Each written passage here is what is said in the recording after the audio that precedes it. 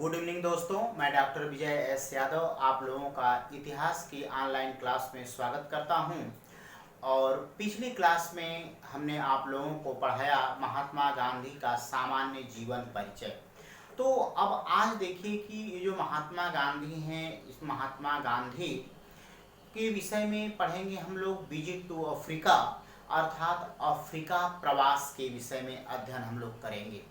तो देखिए कि आज का टॉपिक है ये अफ्रीका प्रवास।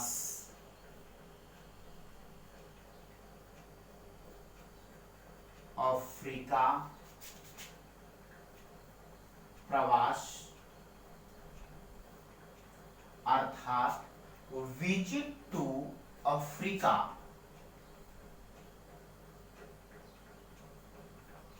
विजिट टू अफ्रीका यानी विजिट टू अफ्रीका।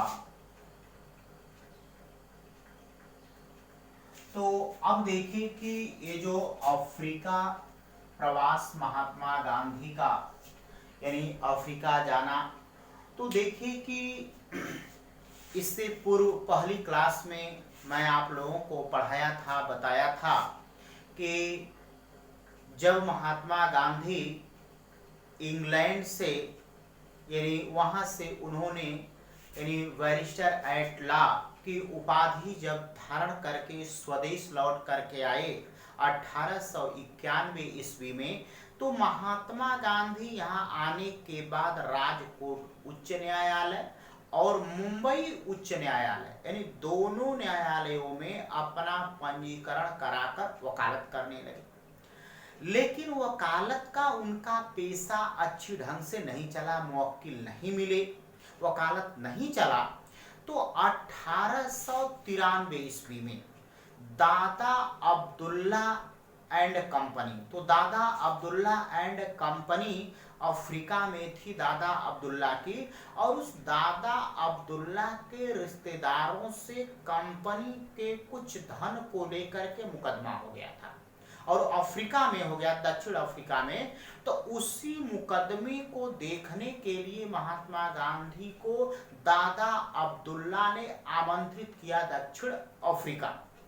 जब उन्होंने दक्षिण अफ्रीका आमंत्रित किया तो महात्मा गांधी अब दक्षिण अफ्रीका गए दादा अब्दुल्ला का मुकदमा देखने के लिए। तो अब देखिए कि महात्मा गांधी यानी 1893 ईस्वी में महात्मा गांधी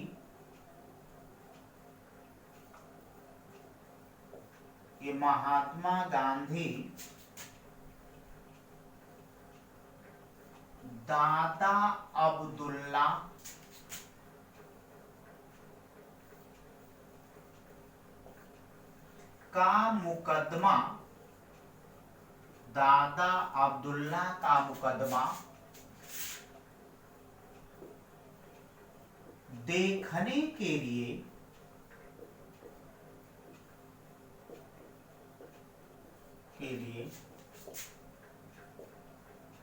दक्षिण अफ्रीका,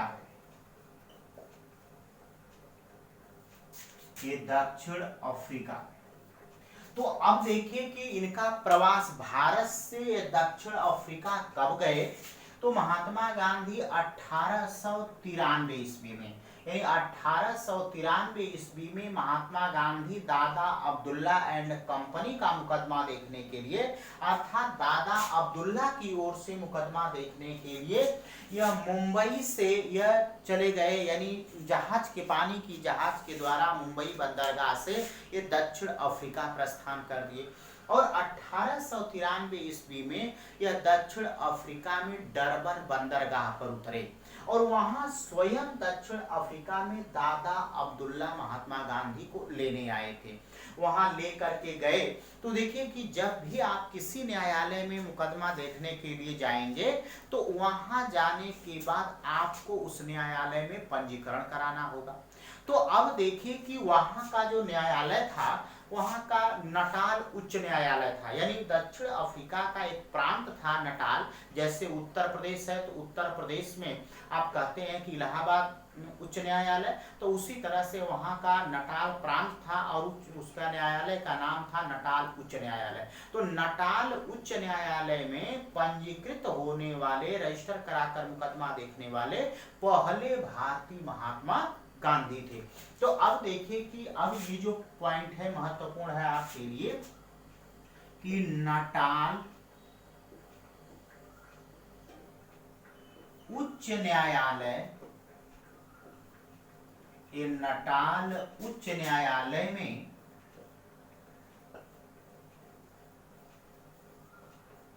पंजीकृत होने वाले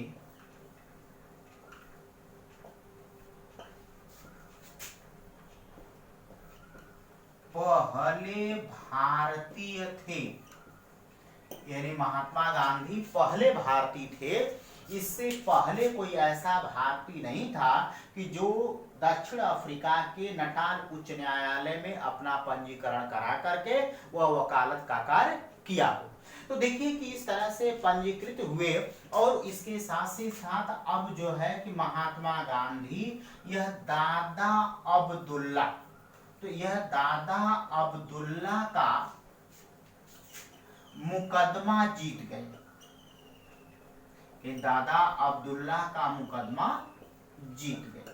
यानी महात्मा गांधी दादा अब्दुल्ला का मुकदमा जीत गए, यानी तो जब जीत गए तो जीतने के बाद अब महात्मा गांधी वहीं डरबन में कुछ दिनों तक रहे और अब वह महात्मा गांधी डरबन से प्रिटोरिया की यात्रा पर, यानी भ्रमण करने के लिए वो जा रहे थे। तो देखिए कि अब जो है महात्मा गांधी यह डरबन और यह डरबन से प्रिटोरिया, यह स्थान था डरबन और यह डरबन से प्रिटोरिया जा रहे थे। तो यानी जैसे ये जा रहे किससे, यानी प्रथम श्रेणी के, ये प्रथम श्रेणी के डिब्बे में बैठकर रेल द्वारा, यानी रेलगाड़ी से दक्षिण अफ्रीका में महात्मा गांधी वह डरबन से प्रिटोरिया की यात्रा कर रहे थे और वह प्रथम श्रेणी के डब्बे में बैठे थे, बैठ करके वह यात्रा कर रहे थे, जा रहे थे। तभी बीच में यानी एक स्टेशन आया जिसका नाम है मेरिट्सबर्ग। अब इसी मेरिट्सबर्ग को जोहान्सबर्ग कहा जाता है। तो देखिए मित्रों, जब जैसे ही ट्रेन मेरिट्सबर्ग में पहुंची और वहां मेरिट्सबर्ग में ट्रेन के पहुंचते ही वहां कुछ अंग्रेज ट्रेन के प्रथम श्रेणी के डिब्बे में चढ़े और जैसे ही लोगों ने महात्मा गांधी को देखा, भारतीय को देखा, अंग्रेजों ने वहां के स्थानीय पुलिस के सहयोग से महात्मा गांधी को धक्का देकर के ट्रेन से बाहर कर दिया गया। उन्होंने, ठंडी का समय था और उस प्रतीक्षालय में, यानी कि उन्होंने मेरिट्सबर्ग के प्रतीक्षालय में किस तरह से रात व्यतीत की, वापस ये लौट करके डरबन चले आए। इसी घटना को कहा जाता है मेरिट्सबर्ग की घटना। तो अब देखिए प्रश्न पूछा जाता है, तो यह घटना कब घटी थी, तो यह 1893, यही आपको ध्यान रखना है कि मेरिट्सबर्ग की घटना कब घटी, तो 1893 ईस्वी में घटी थी। और इस मेरिट्सबर्ग की घटना जो घटी 1893 ईस्वी में, इस घटना का क्या कारण था, तो यही कि डरबन से प्रिटोरिया की प्रथम श्रेणी के डिब्बे में महात्मा गांधी यात्रा कर रहे थे और उन्हें अंग्रेजों ने स्थानीय पुलिस के सहयोग से मिल करके उन्हें धक्का देकर मेरिट्सबर्ग में बाहर कर दिया। क्यों किया, अब इसका क्या कारण है जानिए। क्योंकि उन दिनों दक्षिण अफ्रीका में अंग्रेजों ने एशियाटिक रजिस्ट्रेशन एक्ट लगाया था और वहां पर कोई भारतीय कितना भी धनाढ्य क्यों न हो, लेकिन वह रेलगाड़ी के प्रथम श्रेणी की डिब्बे में बैठकर यात्रा नहीं कर सकता है, पाबंदी वहां थी। लेकिन महात्मा गांधी ने इस तरह का कार्य किया। इससे जब इस घटना घटी, महात्मा गांधी काफी दुखी हुए और वह वापस लौट आए, यानी प्रिटोरिया नहीं गए, आए डरबन। और डरबन में आने के बाद अब महात्मा गांधी अब उन्होंने दादा अब्दुल्ला के घर पर कुछ प्रवासी भारतीयों को बुला करके बैठक किए और बैठक करने के बाद वहीं डरबन में नटाल इंडियन कांग्रेस की स्थापना 1894। तो ये पॉइंट आपके लिए बहुत ही महत्वपूर्ण है कि महात्मा गांधी 1894 ईस्वी में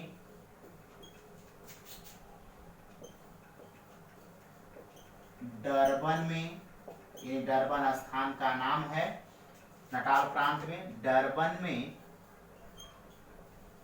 नटाल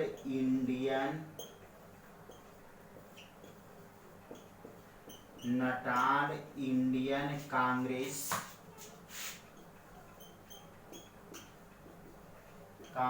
की स्थापना किए, नटाल इंडियन कांग्रेस की स्थापना किए। तो देखिए मित्रों, इस तरह महात्मा गांधी जब इस घटना के बाद आए लौटकर डरबन में, तो आ करके 1894 ईस्वी में डरबन में दादा अब्दुल्ला के घर पर नटाल इंडियन कांग्रेस की स्थापना किए। स्थापना करके अब इस कांग्रेस में धीरे धीरे सदस्य जुड़ने लगे। उसके बाद महात्मा गांधी को अपने परिवार की याद आई और उसके बाद वो भारत आए, और वह भारत आए आकर के अपनी पत्नी कस्तूरबा गांधी और पुत्र हरिलाल को लेकर के वह पुनः दक्षिण अफ्रीका गए।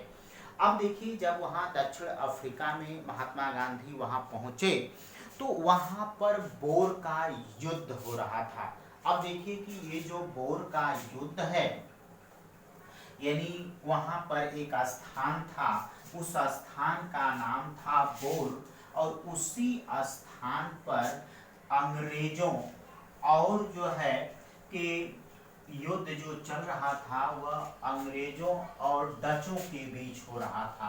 तो देखिए कि ये नीदरलैंड और हॉलैंड के लोगों को डच कहा जाता है, तो वो डच भी, नीदर और हॉलैंड के लोग भी वहाँ थे और ये अंग्रेज थे, दोनों के बीच युद्ध चल रहा था। तो उस युद्ध में महात्मा गांधी ने घायलों के उपचार के लिए उन्होंने इंडियन एम्बुलेंस कोर की स्थापना किए थे। तो अब देखिए कि यह 1899 ईस्वी में महात्मा गांधी ने बोर के युद्ध में घायलों के उपचार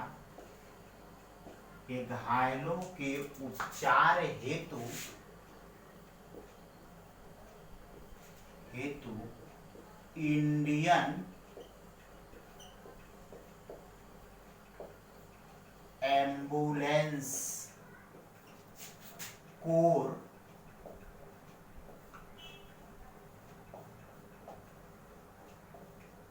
की स्थापना किए।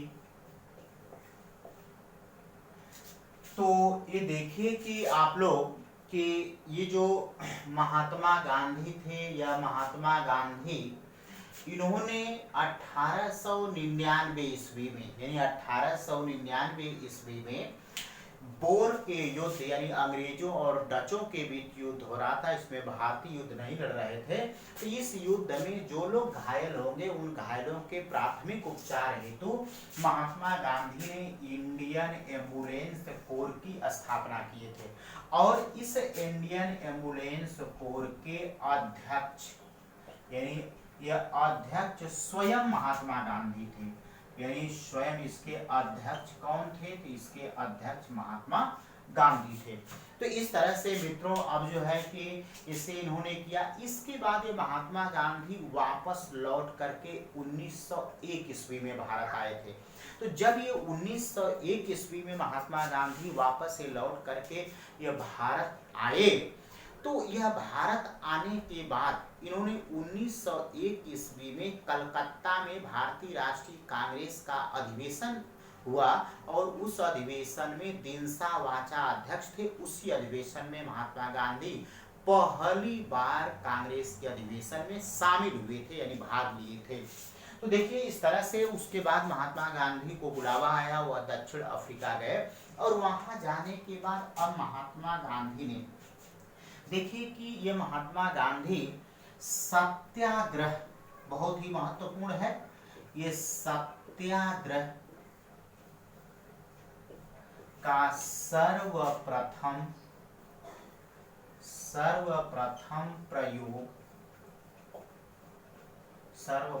प्रयोग इन्होंने कहाँ किया था? तो दक्षिण अफ्रीका, यानी महात्मा गांधी ने ये सर्वप्रथम सबसे पहले ये सत्याग्रह का प्रयोग, सत्य के लिए आग्रह करना, निवेदन करना, अर्थात कि इसके लिए उन्होंने आग्रह किया, निवेदन किया कि यानी भारतीय हैं और इन भारतीयों के ऊपर ऐसा रजिस्ट्रेशन एक्ट क्यों लगाया गया है कि उनके पास अगर पैसा है, अगर सक्षम है, वो किराया दे सकते हैं, तो प्रथम श्रेणी के डिब्बे में वो क्यों नहीं बैठ सकते हैं। और तमाम जो भारतीयों के ऊपर रंग भेद की नीति चल रही थी, उनके ऊपर जो प्रतिबंध लगाए गए थे दक्षिण अफ्रीका में अंग्रेजों द्वारा, तो ऐसा क्यों उनके ऊपर लगाया गया, इसके लिए वह लड़ाई लड़ रहे थे, यानी मांग कर रहे थे कि ऐसा क्यों है, अगर वो कर रहे हैं तो बराबर उन्हें हक क्यों नहीं मिल रहा है। इस तरह से महात्मा गांधी ने सत्याग्रह का प्रयोग सबसे पहले दक्षिण अफ्रीका में किया था। अब देखिए फीनिक्स आश्रम, फीनिक्स आश्रम एवं टॉलस्टॉय फर्म की स्थापना, यानी इसकी भी स्थापना कहाँ किए थे? तो यह भी स्थापना दक्षिण अफ्रीका, यानी महात्मा गांधी ने इस तरह से यह फिनिक्स आश्रम एवं टॉलस्टॉय फर्म की स्थापना भी कहाँ किए थे? दक्षिण अफ्रीका में किए थे। और देखिए कि ये महात्मा गांधी ने ही इंडियन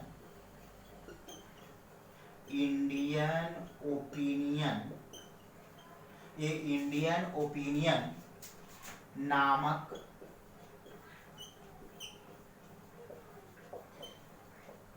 समाचार पत्र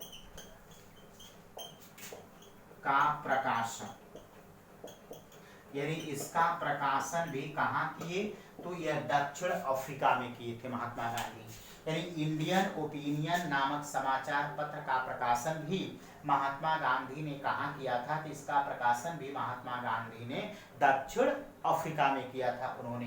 तो अब देखिए कि ये किन किन भाषाओं में निकला था। तो अब यह देखिए कि हिंदी,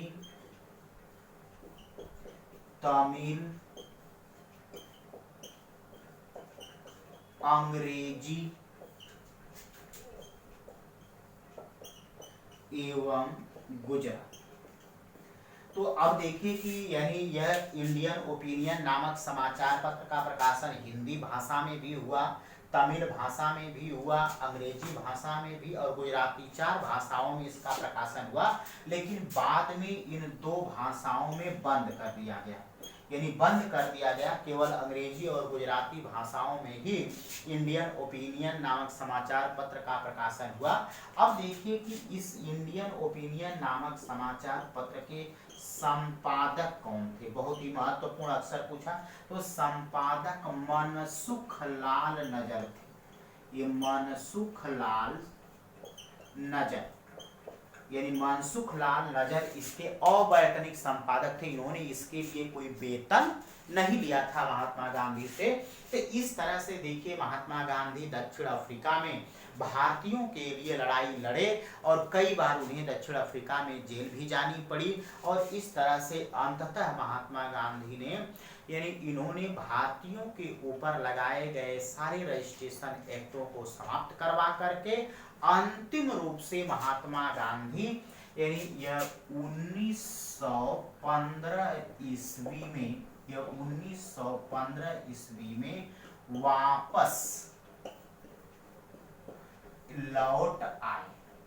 तो तो इस तरह से मित्रों यह महात्मा गांधी ने कुल यह भारतीयों के लिए लड़ाई दक्षिण अफ्रीका में 21 वर्षों तक उन्होंने लड़े थे। बीच बीच में यह भारत आते रहे और जाते रहे, लेकिन कुल अगर देखा जाता अवधि तो 21 वर्षों तक रहे। और इस तरह से ये महात्मा गांधी ने दक्षिण अफ्रीका में अपने सत्याग्रह के बल पर भारतीयों को, सामान्य नागरिकों को वहां की तरह अधिकार दिलाने में और उनके ऊपर जो रंगभेद की नीति अंग्रेज कर रहे थे उसे समाप्त करवाने में सफल हुए। और अब भारत में आकर के महात्मा गांधी ने अब अपने आंदोलनों को यहाँ भारतीय जो राजनीति थी इस राजनीति में प्रवेश किए। लेकिन किंतु शुरुआती दौर में उनके राजनीतिक गुरु गोपाल कृष्ण गोखले ने कहा कि अभी मोहन तुम भारतीय राजनीति को समझो। तिन्होंने कुछ समय पश्चात भारतीय राजनीति में कदम रखे और जिनकी प्रेरणा, जिनके महत्व और इनके प्रयासों से यह भारत आजाद हुआ। तो इस तरह से ये महात्मा गांधी का ये दक्षिण प्रवास था और हर एक बिंदु परीक्षा के दृष्टिकोण से बहुत ही महत्वपूर्ण है, आप लोगों के लिए उपयोगी सिद्ध होगा।